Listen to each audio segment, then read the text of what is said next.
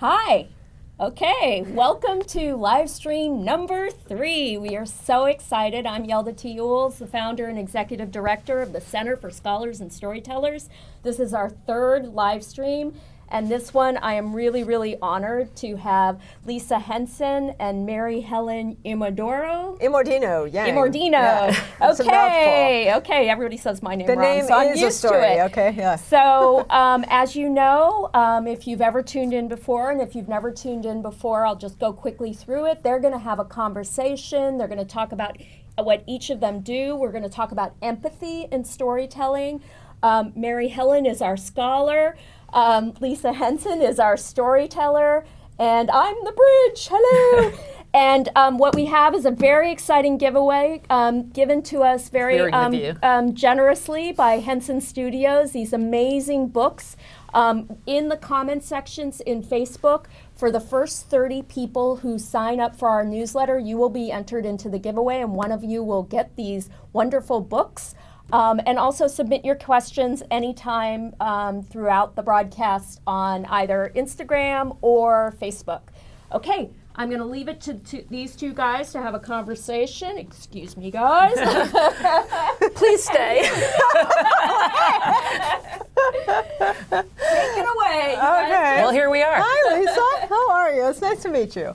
Nice to meet you as well. Yeah. Why don't you start by telling me about yourself? What do you do? Well, I'm the CEO and the president of the Jim Henson Company. So in addition to running a small family-owned entertainment company, I'm also an executive producer of television shows. So, I have my everybody in our company has to do 2 jobs because we're such a tiny company. And so mine is kind of producer and executive. I produce quite a few children's shows.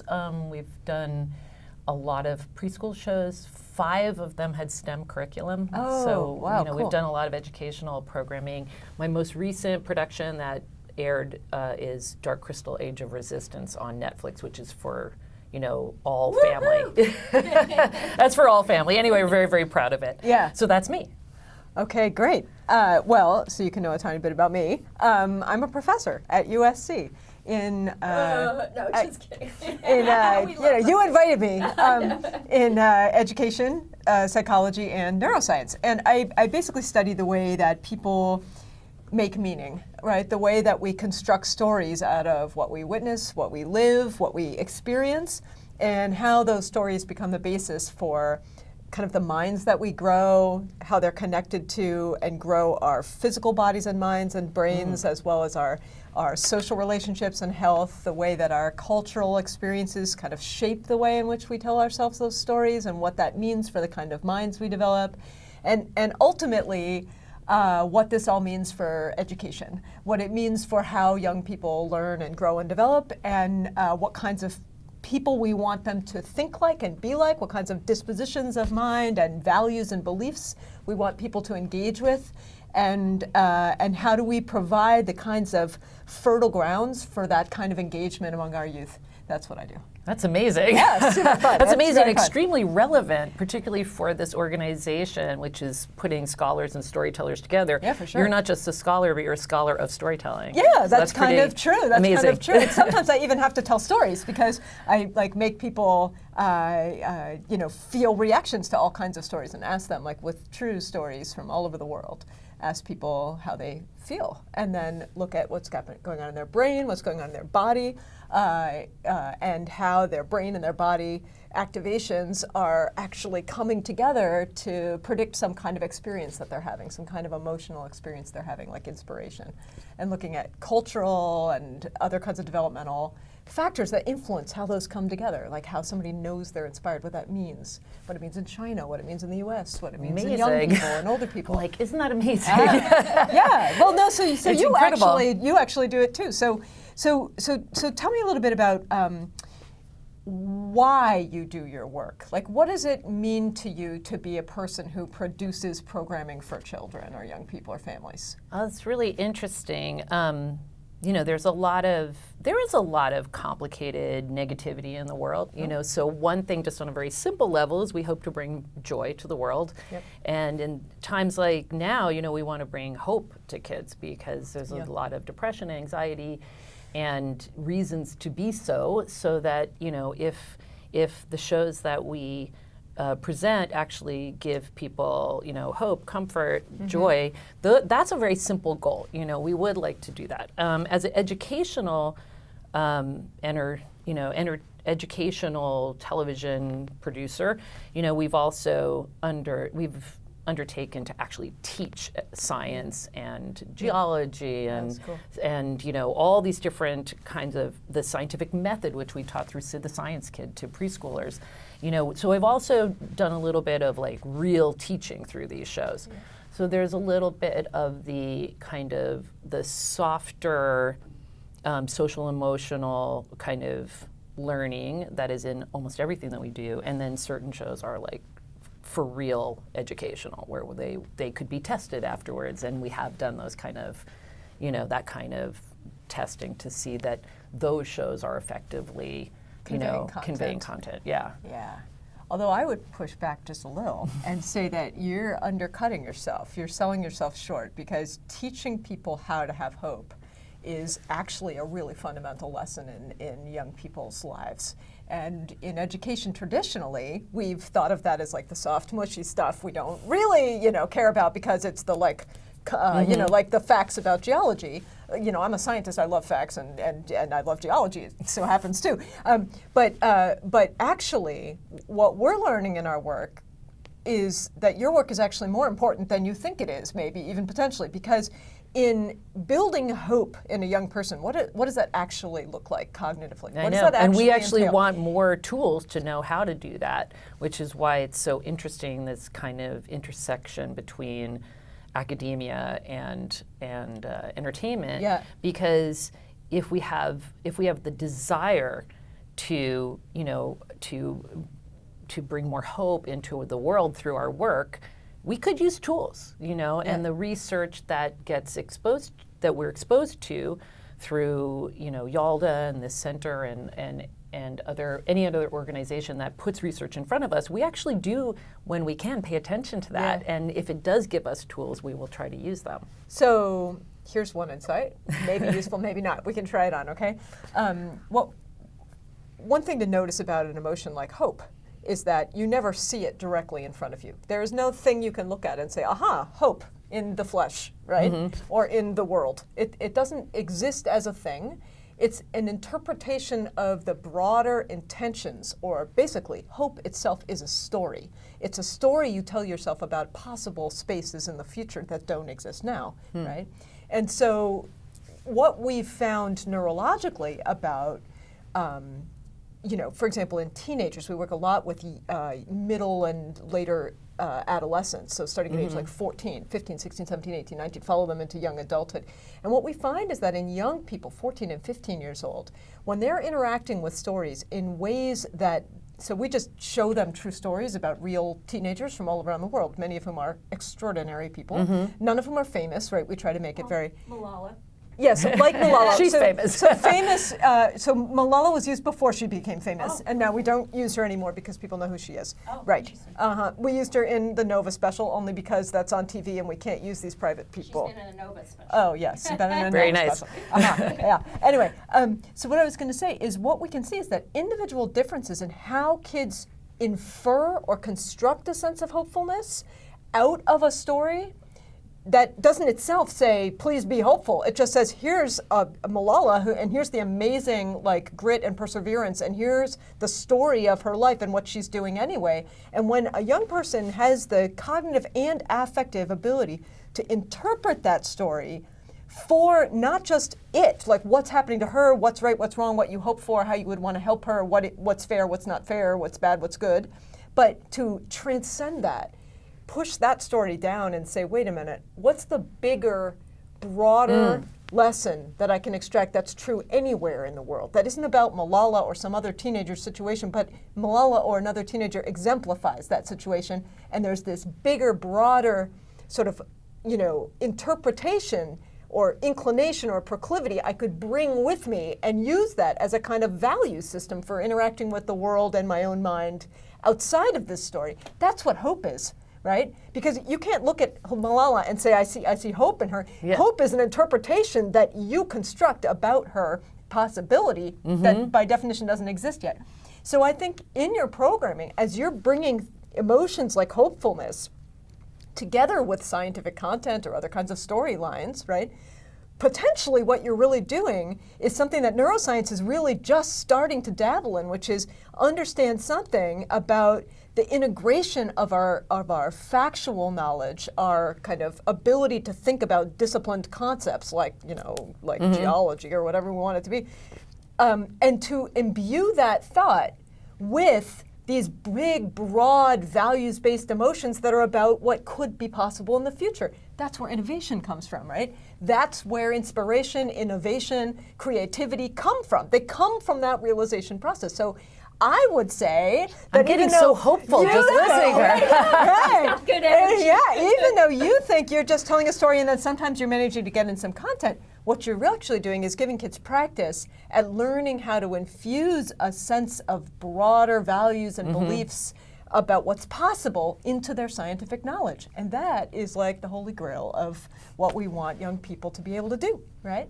Because if they can just regurgitate the facts when you ask them, who cares? Like, what is that for? I don't know. They don't know, and they're all telling us, we're bored, we don't know what this is for. Like, you know what I mean? Like, why do we have to do this, right? Like, how often have teachers heard that, right? And oftentimes the teachers don't know either, which is really sad. We just don't set them up to know. Because we don't build content that actually shows them what it's for. And you're building content that shows them what it's for. So I'd say, cool. Cool. Hey, we were just told, if you're just tuning in, we're discussing storytelling and empathy. I'm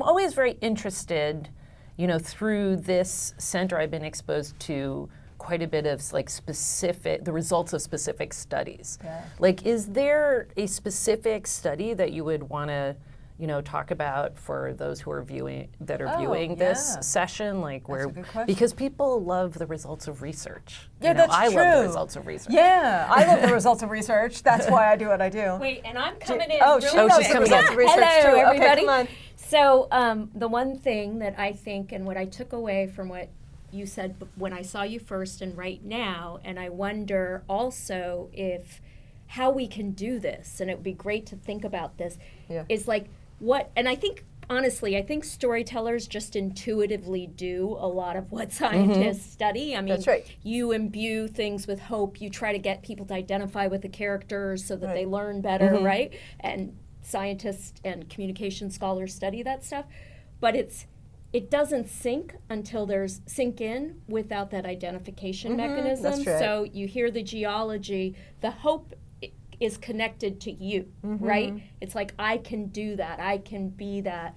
So how do we infuse that? I think geology was kind of like maybe a bad example. Well, although example. there is a fair amount of hard science that we teach, like we'll teach in Dinosaur Train, we're teaching actual paleontology and geology, but of course, there's so much more that goes into any preschool program. Right. For instance, that show involves a sort of blended family with an adoptive child who happens to be a T-Rex who is adopted by a pteranodon family. I don't know how that goes. Does that usually turn out well? Have you done any research on Well, that? Okay, they frequently speculate what's going to happen when they get to old. be big, Yeah. T-Rexes, okay. But then, and we have so much in that show is, for instance, about meeting, in their case, species that are different from themselves, but that's all metaphoric for meeting people that are different from you, and being very curious about people, asking respectful questions,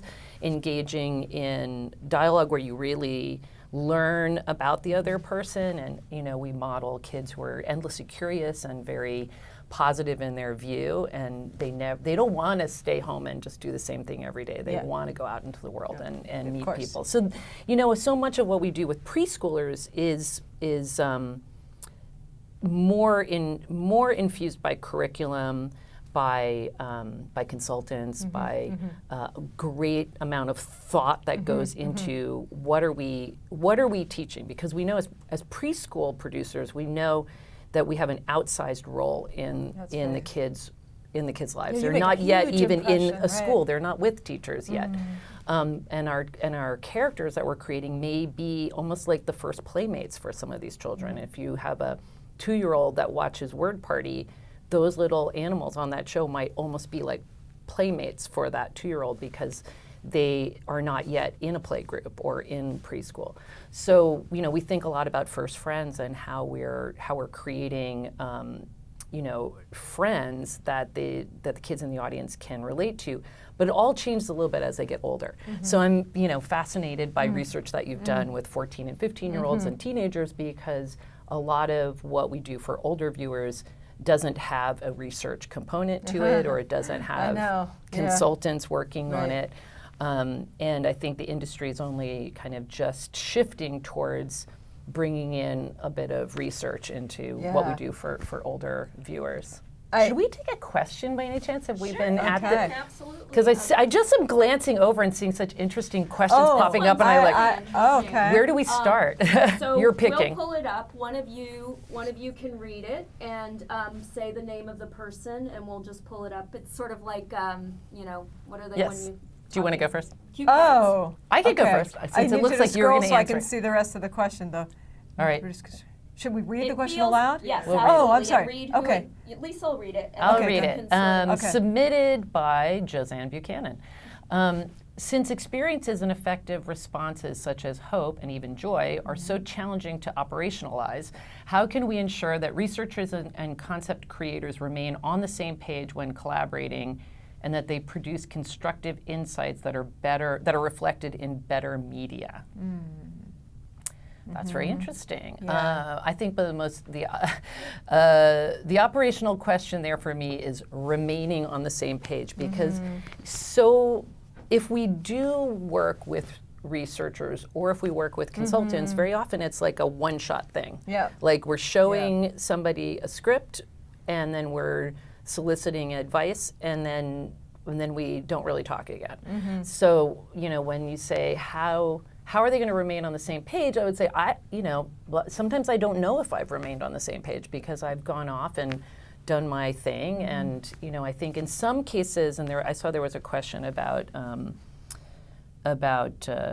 brain development, but sometimes when we have a very specific thing, like we have worked with one consultant with regard to autistic behaviors, and we showed her things at multiple stages because we wanted to be very careful. So, she looked at the script, she looked at the animatic, she looked at the finished thing, she checked how the voices came out. That's incredible for us, very, very unusual. Usually it's kind of a one shot, like passing it under somebody's eye. Well, I would say to the question that what's really important, and you kind of alluded to this, is that the researchers and the producers are sharing a common goal.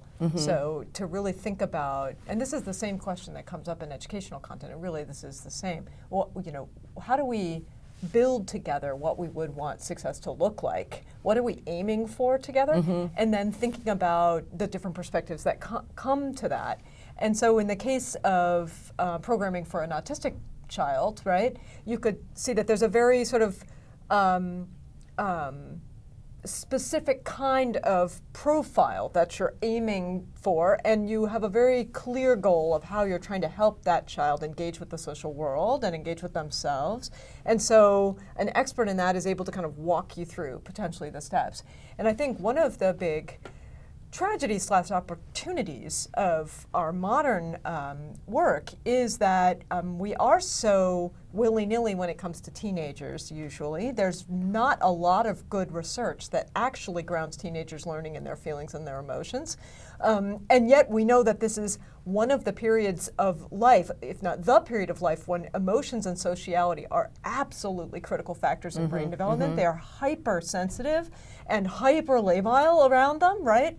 And highly vulnerable. So along with this amazing sensitivity and openness to emotions and sociality, and all that change in their relationships, there's also this vulnerability, which you alluded to really early on. With that amount of flexibility comes some kind of vulnerability, and that kids can get anxiety and depression at higher rates now than at ever any other time in their life. Except the other time in life when you have a huge hormonal shift, which is in the transition to parenting. Right? You also get postpartum depression. All these kinds of things come up again, right? And it's not an accident because the brain is being played with, right, and remodeled during those stages. And so what I think is that we really need to start bringing our programming, because right now the programming you're doing, I imagine, is done with excellent intentions and with sort of intuitive sense of what engages kids, what they like, and what would you like for them to know. But we have that much more clearly mapped out developmentally in the little kids. And so what I'm really interested in doing in my work is exactly what you're talking about. How do we map out what that really looks like in adolescence? And then how do we start to work together with content creators like you who do things that are really innovative, right, and really flexible. You can really invent things, right, in ways that will strategically provide these opportunities for reflection that adolescents are engaging in. So if I can give like one big takeaway message about adolescent brain development and cognitive and social development, it's that they're moving in adolescence from this, and you'll kind of recognize this if you've ever parented an adolescent, right? They're moving from this kind of action-oriented, here and now kind of concrete interpretation of the world. You know, what does it mean to be a friend? It means share my cookie and be nice and notice when you're sad and give you a hug and right. But what does it mean when you're an adolescent? It means to have a certain intention of mind behind those things, not just to do them, right? It's something, it's an identity that you bring with you around in the world. Yeah. And so knowing that, what we found neurologically is that building that kind of sense of self that's internal like that really is all about what adolescents are really working on, it requires this kind of reflective stance. We've actually showed that kids and young adults even like shift their eye gaze away. Like they close their eyes, they look away, and they kind of close their posture when they're becoming inspired about these stories. It's almost like Malala's amazing, she's really great. I wish I could help her, blah, blah. She makes me realize that, education is it's a human right? Like they come away and they come back. It's like, don't interrupt me with what you look like. I'm trying to think about what it means. And so that's one little nugget for you potentially, if it's useful, is that that's switching from from this what it looks like and what people do. Yeah, those are cool.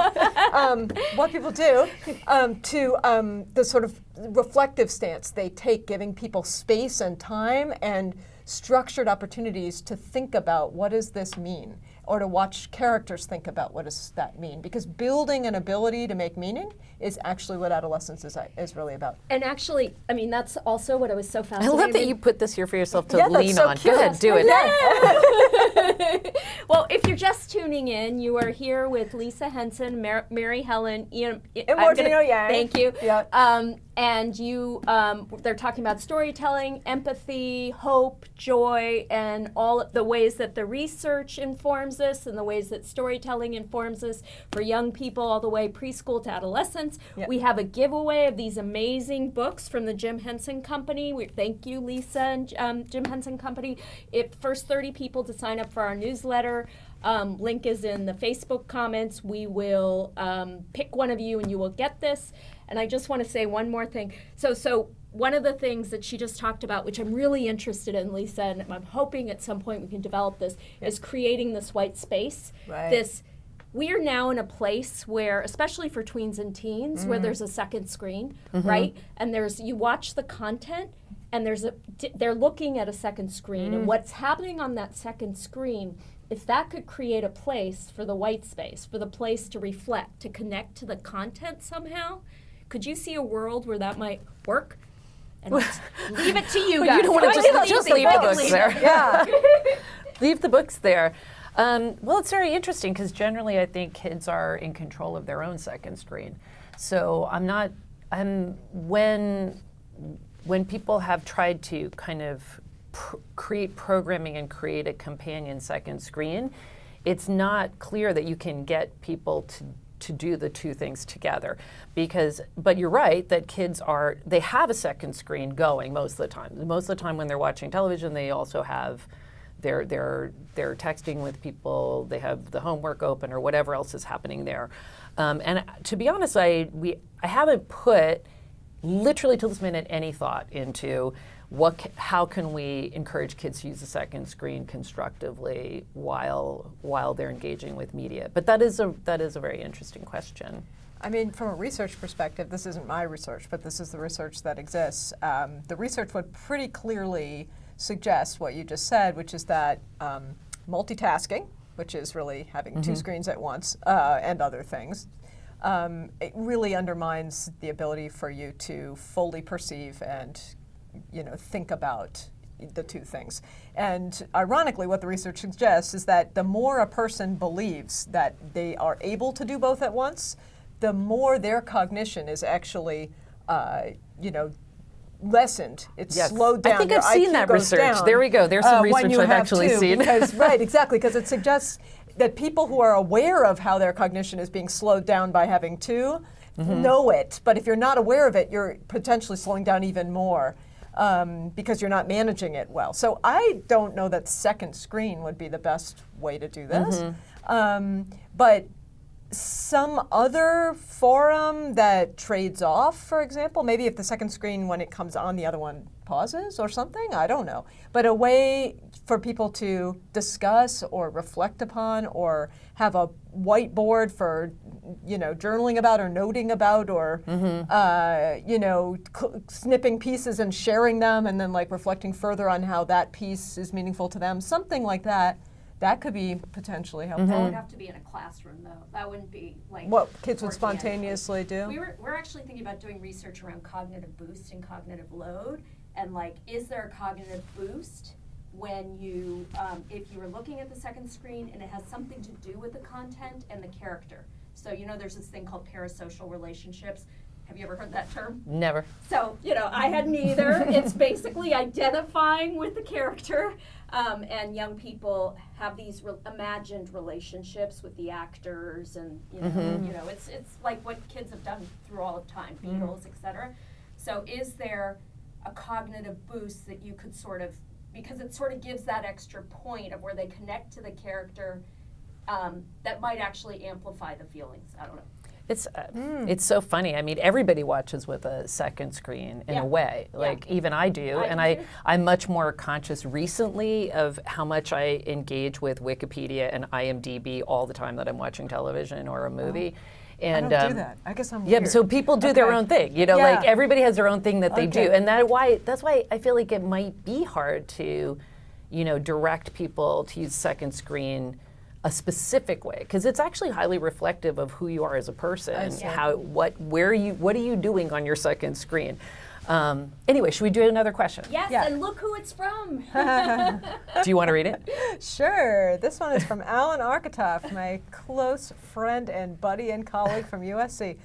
What is affective neuroscience research teaching us about the impact of new technologies and social media in altering how adolescent brains process educational content? Oh, Alan, you had to ask that question, huh? I'll start. I mean, the bottom line is we don't know yet. We really don't know yet. At this point, we're trying to figure out how young people come to content, right? The research to this point is kind of we give you this and we see what happens, or we see what you remember, right? As compared to this switch in perspective that I try to take in my work, that looks at if I provide you with this, what do you do with that? Show me you, right? Tell me how you feel about this. What do you think about this? Why, give me some ideas for how your community could be a better place if you ruled the world. What would you do, right?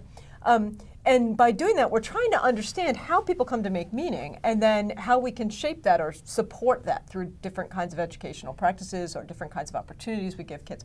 So what we do think is that, and neuroscientifically we've seen this also from some of our work, that if you give kids structured opportunities to reflect with, for example, another person in a really deep way about the meaning they're making of a story or even of their own life story. So we have work that's done with a group called Sages and Seekers, which does beautiful work with young people and senior people. And they put adolescents and elderly people together, and they let them speed date in these really great, right, and they match themselves up into partners who work together.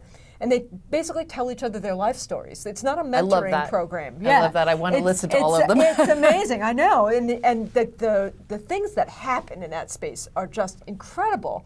Where the elderly people are, revisiting their life and building a kind of coherent narrative about why their life is worthwhile, right? And what they've accomplished and learned and what they have to give back to the young people. And then the young people are imagining a future life that doesn't exist yet and trying to invent it, right?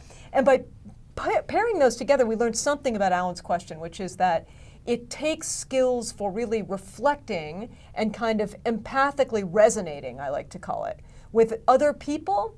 Or other imagined people, people who've written books or people who've given you information to think about, or movie stars even, right? Storylines that give you fodder for kind of re-envisioning the possibility space for yourself, and then give you the opportunity to kind of build from that, sort of springboard off that to invent a sense of self. And when we see kids doing this in the scanner, and we know they're doing it because they're telling us about it in interviews, right? We actually see activations all the way down into their brainstem, like right above the spinal cord in a place called the medulla, that if you get brain damage there, we can't even keep you alive on life support, right? We see this part activating. It's like you actually become more alive through this process. Amazing. That's amazing. It's sometimes I get a little bit confused, even in these conversations about, research into storytelling and storytelling, like fantasy storytelling. For instance, I majored in folklore and mythology when I was in an undergrad. And of course, we were studying folktales, fairy tales, oral storytelling, how stories are passed along, semiotics, and but it was really about stories outside of yourself. And then now there's so much going on in psychology about people telling their own story, or young people taking traumatic events in their lives and processing how to tell that story for themselves so they can carry forward, in a positive way. And I actually have a little bit of a difficulty with the nomenclature between this kind of storytelling and that kind of storytelling. Oh. So, yeah. You want me to try to say what I think? Well, I mean, this kind of storytelling, which let's say that's the one where the young people are telling their story, is really, I would call it a psychological skill. It's an ability that's context dependent. So there are supportive environments in which to do it and unsupportive environments in which to do it, right? So that's what I mean by context dependent. Certain people encourage you, certain people discourage you, certain settings make you feel safe to do it, certain settings don't, right? Certain settings incline you toward it, certain settings don't.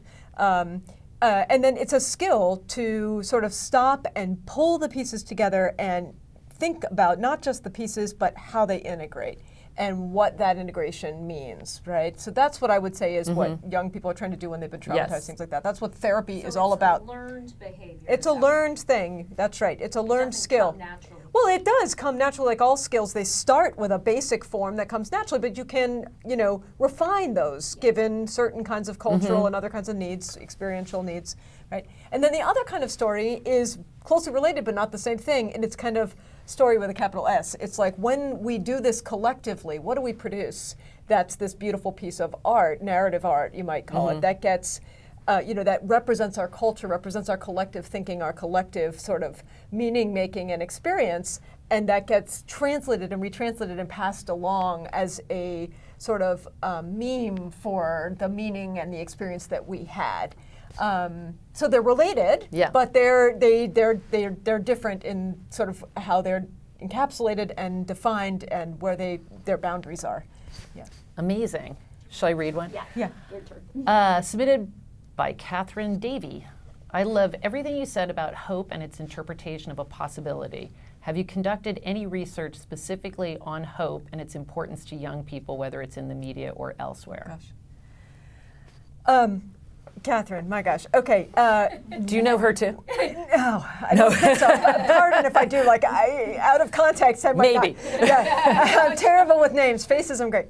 There are people who have studied hope. A lot of the work on hope is embedded in spirituality and other kinds of research in those veins, right?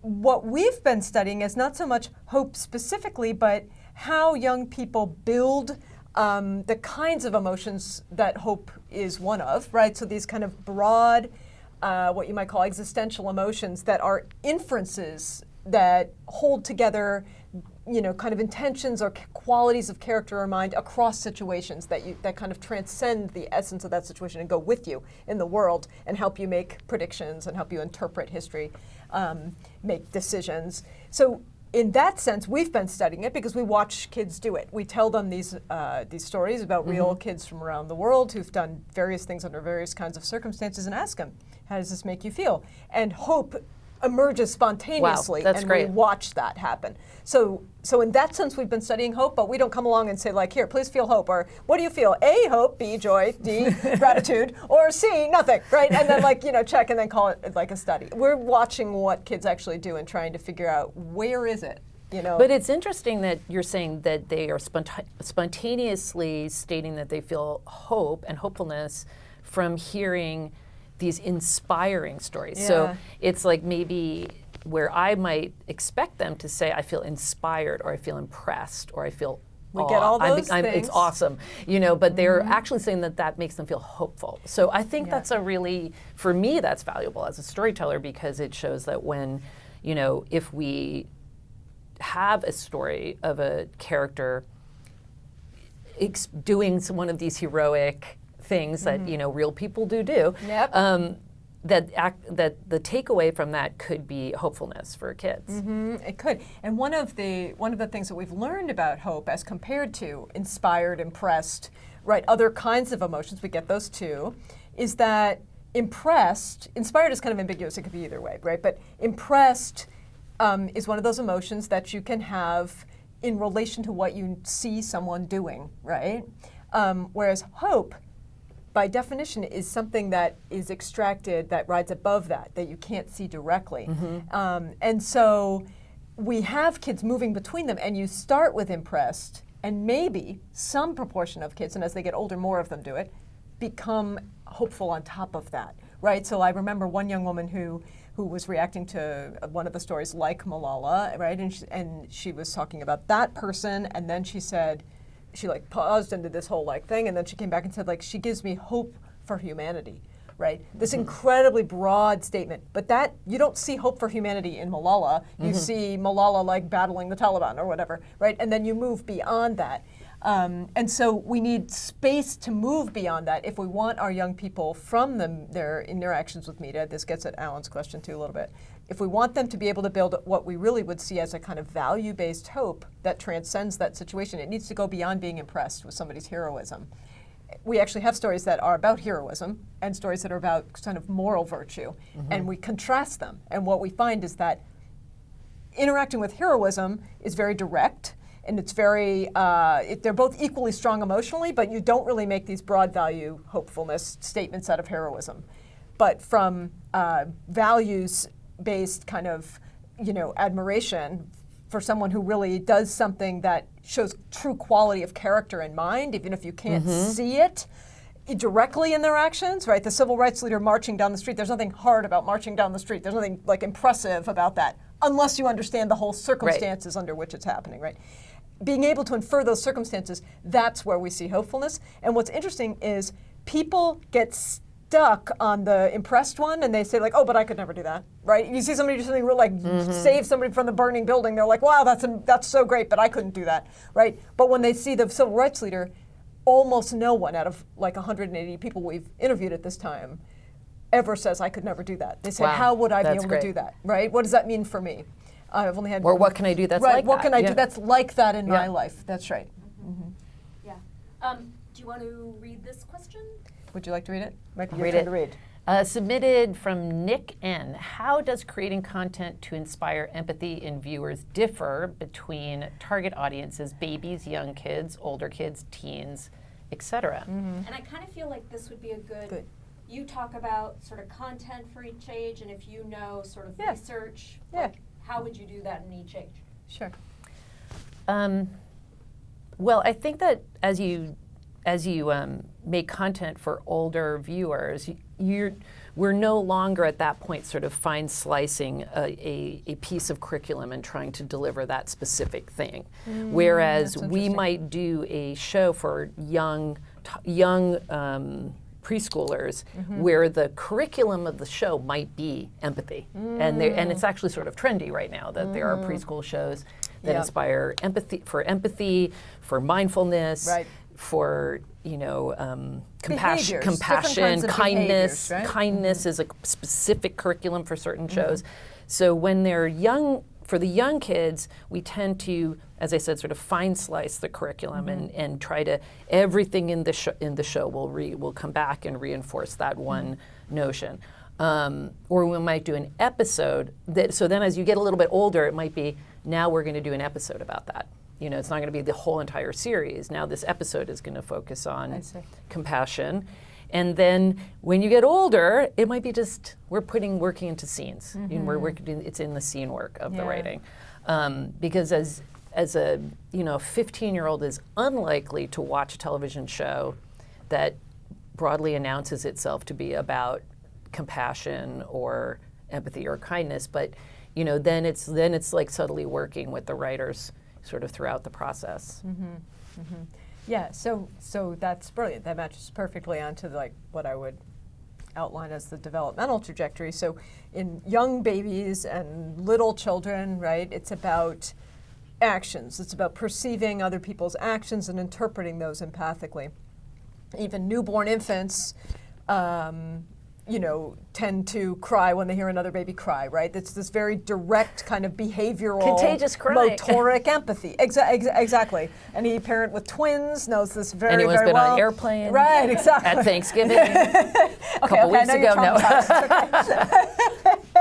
Yeah, exactly. And then as kids get older, their emotional skills are really, emotion and cognition are really not separate things. They're kind of two dimensions of thinking in a real, alive, awake person, right?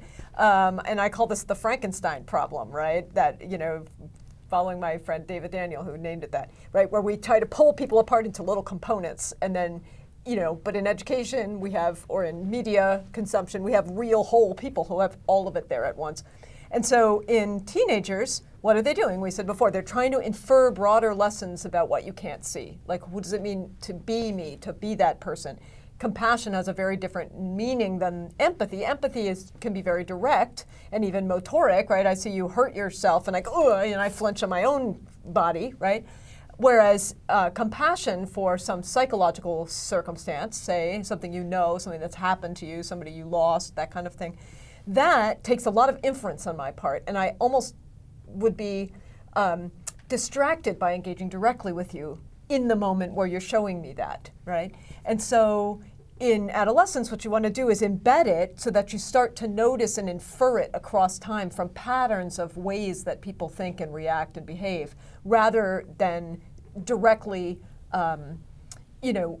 portraying it in a concrete action-oriented sense, which doesn't make sense at that age anymore. There is no way to portray compassion as a teenager. I mean, any action I could say would be compassionate. It could also be done with the wrong intention, and then it's not compassion at all. It's snide or even cruel, right? Because it pretends to be or compassionate. Condescending or fake or all the other things. Fake or any of those things, right? And adolescents are hyper aware of that. And so it needs to be genuine, and it needs to be motivated by an intention that they can start to infer over time, rather than by the direct actions of what you do. Now, does that mean they don't need skills for what to do? No, they need skills. They need skills for saying, no, I don't want to do that, right? Or I don't want to drink that or eat that or whatever, right? Or, they need those skills, but they also need an ability to sort of engage and infer what's underneath it. And so the programming has to reflect that, or else you're dead in the water. I mean, if you did the kind of programming you do for little kids, for adolescents, they would never watch you. Yeah. Okay, one more. I'm coming in for yes. one more. Okay. What are you coming in? Remember these incredible books, and this one is The Storyteller, written by Anthony. It's a Storyteller. There we go. We're talking about Exactly. storytelling. It's perfect. We might keep it. No, you It's can't. written by Anthony It's been McGill, pledged. with illustrations from Hannah Christensen and Eva Escalenen. Yes, they're amazing books. There's an adult Mini book. Labyrinth books, Dark Crystal books. Yep. Oh my gosh. Tale of Sand, and Fraggle Rock book. Yep, it's a Wow. really nice collection of beautiful books. So if you're just tuning in, we've got Someone's going to get those books. yeah, me no, Yes. Lisa Henson, Mary Helen Immordino. Did I do it right? Yang. Yang. And I don't know why I have it in my head. See, I'm bad with names too. No, it's good. And it's fun. they are talking about storytelling and empathy. And I just wanted to make sure you guys hit the tween. Did you talk about tweens in the? Oh, we didn't really. Talk about tweens a little. I think they sometimes get missed, and you may know the Sometimes Center get for, missed. Yeah, the You Center think? for Developing Adolescence. There are people, Ron Dahl, and a whole bunch yeah. of people who are really trying to say that this is an important time period. It really Huge. is a critical Huge. time period, and we just really don't think about, there's not enough research on them, and there isn't enough storytelling on them, and what can we, what do we do? What are things we can think about? And entertainment-wise, it's been a little bit of a desert for tweens because, it's the juggernaut of kids' prime time, which is those sitcoms on certain channels, certain children's channels. Okay. Okay, well, very, very broad, I very, don't know very which ones you broad might mean. comedy sitcoms that are, they are not subtle, but that's been so successful with tweens, and I think that's what a lot of tweens have been watching. And we don't produce those shows, so I actually can't say what kind of interaction they have with research. But it's interesting because tweens are not subtle in their taste. No, that's right. They tend to like kind of broad things. They've graduated from the preschool programming, the gentle programming. They like things that are broad and noisy, and if in the cartoon side, things in the school of SpongeBob SquarePants, which is like very noisy and fun, so it's kind of like they do like a certain amount of like chaos and craziness, and it's actually kind of particularly difficult, I think, to insert meaning, compassion, empathy into that type of programming. So, we, on our side, I think we have some hope with the fantasy stories that we tell, something like sure. Dark Crystal, which is an immersive fantasy world that the kids could project themselves a little bit into those characters. But it's definitely a little bit of a challenge. Yeah, I think just to make a big statement about society, these poor kids are called tween because they're in between, children and teenagers, and most of the time what we do for them is either like try to give them teenager content and wonder why it upsets them, right? That's or a great point. Yeah, child content and wonder why they roll their eyes and think it's stupid. And there's a huge, like Ron Dahl's work shows, right? There's a huge amount of biological and cognitive and affective and social development that's happening in that age group, and they're very labile emotionally. Any parent can tell you that, and hypersensitive to social feedback. There's like silly. It's not silly. It seems silly, but it's actually quite meaningful, right? Work. On like risk-taking, like balloon blow-up games, right? That are very, you pop the balloon or whatever games, where like it's done in one condition with, a poster on the wall that's advertising, something, I don't know what, sneakers or something, and then another condition where different kids do it, and it's got eyeglasses being advertised on the wall. So there's just all these different eyes, like looking in different kinds of frames. If you even have an eyeglasses advertisement poster on the wall, these kids do significantly worse right? Younger kids don't notice, adults don't notice, but this age group really, like their performance goes hugely down because it's like, who's looking at me? It's like their brain is like, somebody's watching me do this. That's right? amazing. Yeah, See, there's a great piece of research exactly, that we should all know about. Right. Yeah. And just watching, I remember with my own kids, this isn't science, this is anecdote, but both of my kids at like age 11, right in that tweeny part, there was about a 2-week period, and it was very short, and had I not been a neuroscientist, I wouldn't have noticed, where they were hyper aware of anybody looking at them. Right. We would sit at the dinner table and they'd be like, why is everybody staring at me? Why are you staring at me? Why is everybody staring at me? We're just at the dinner table. Like, it's all faced We're pointing in the same middle. direction. We're not staring. Okay, can you just pass me the bread? I'm not looking, but just could I have the potatoes? It's like, they were like, why is everybody looking at me? And then they would burst out laughing, and then they would burst out sobbing. And it's like lots of change. And what we know is happening in the brain is that And we had missed this development for a long time. We're only now focusing on it because we didn't have the tools to be able to see it. The brain isn't really getting much bigger across this time period. In fact, it's getting a little smaller, which Whoa. tells you something, right? Whoa, That it's didn't know that. reconsolidating. Yeah. So we were able to look and say, oh, look, The actual brain. no, the actual brain is shrinking just a tiny bit. Yeah. Because Amazing. it's settling in and it's pruning connections away. And what's happening is that we now know, or just starting to discover because we have tools for looking at what we call connectivity, the ways in which different parts of the brain are actually connected to each other by little threads of, tails of little neurons that can like send, information around, like to communicate, and also functionally by how they're, like we can see how neurons over here firing is matched to those over there. And we can say, oh, they must be communicating, or why would they not, why would they be going at the same time?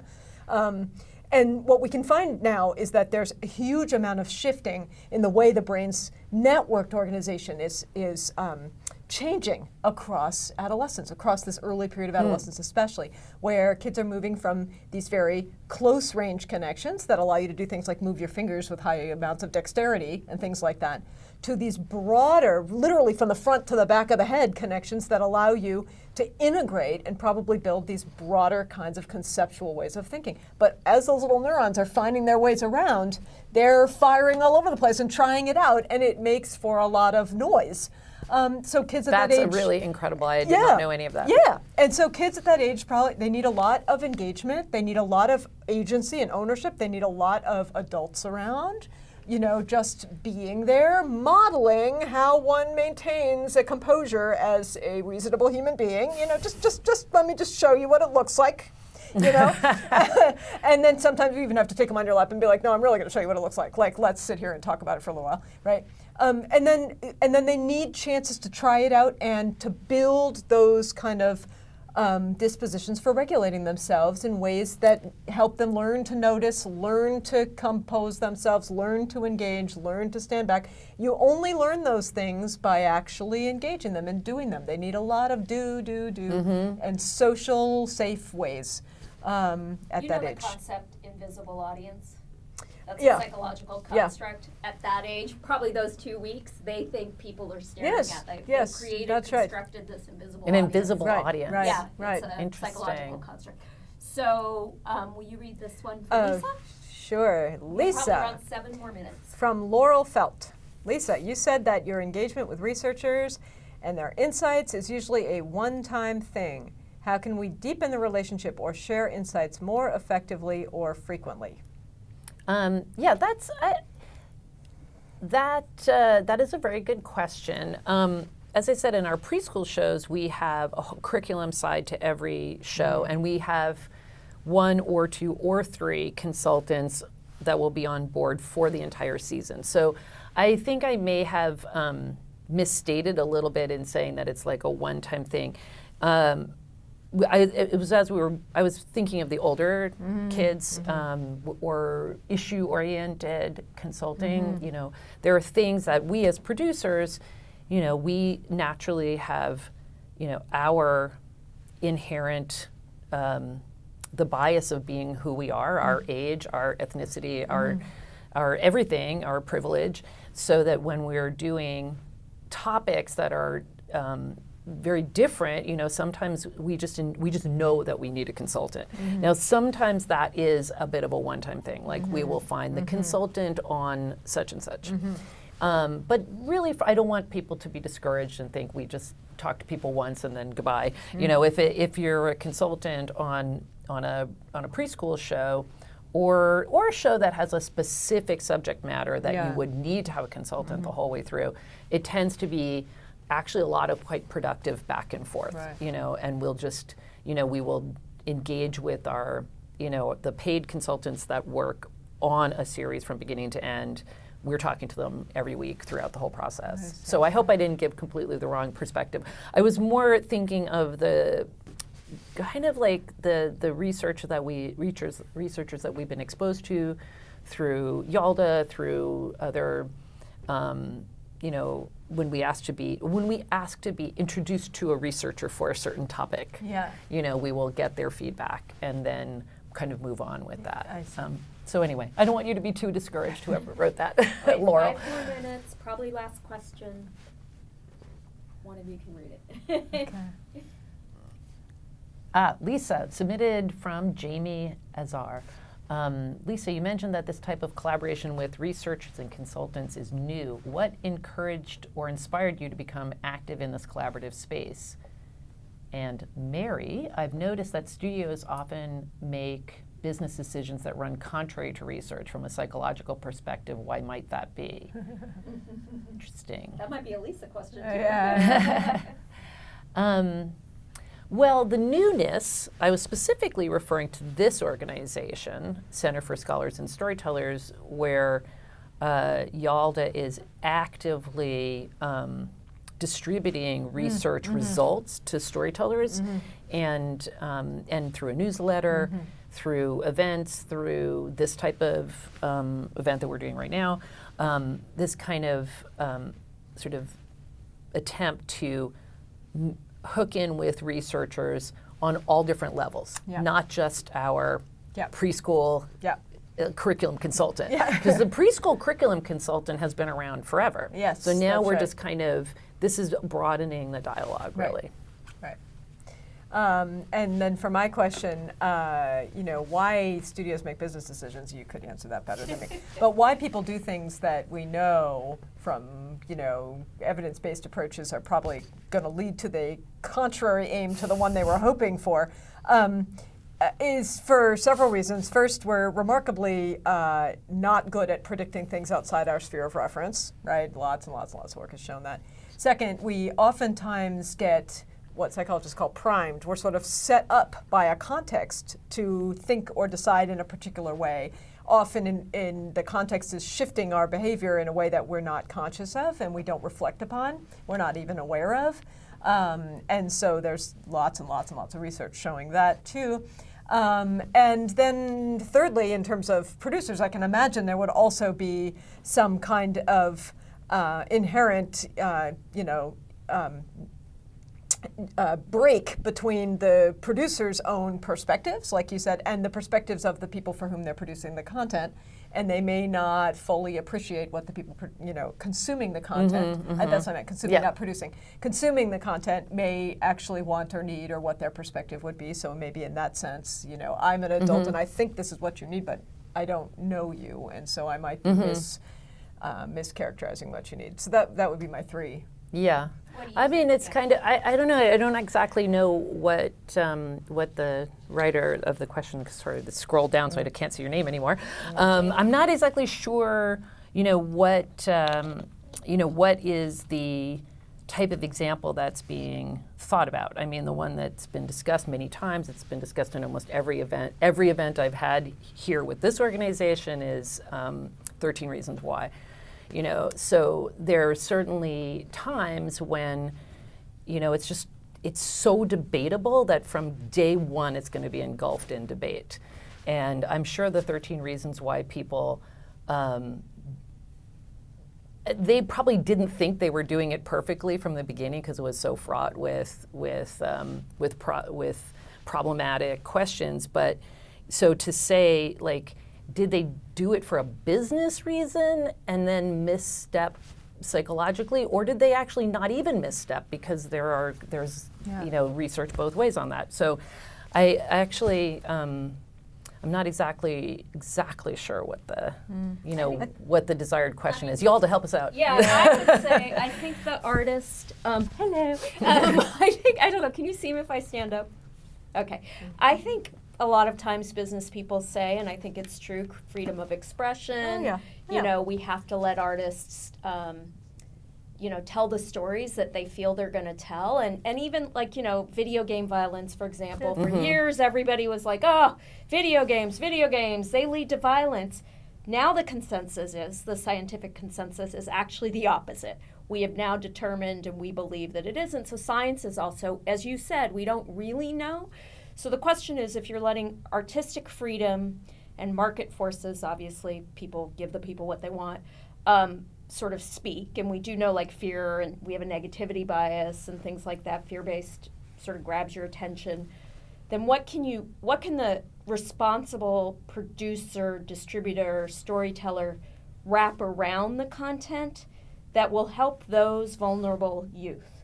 like so in the 13 Reasons Why, there were probably some youth that were triggered, but the majority of youth weren't. So what can we do in today's world with today's technology to help be more responsible?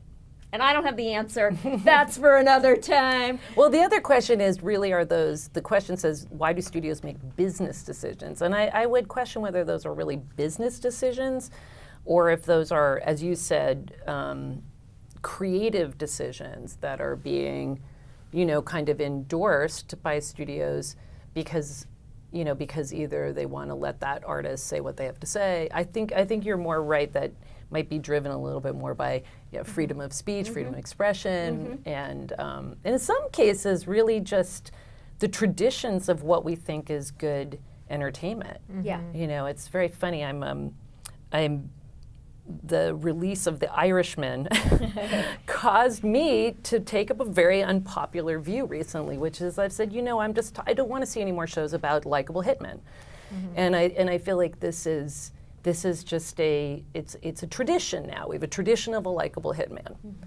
Why does this tradition have to exist? It's a loathsome, disgusting thing.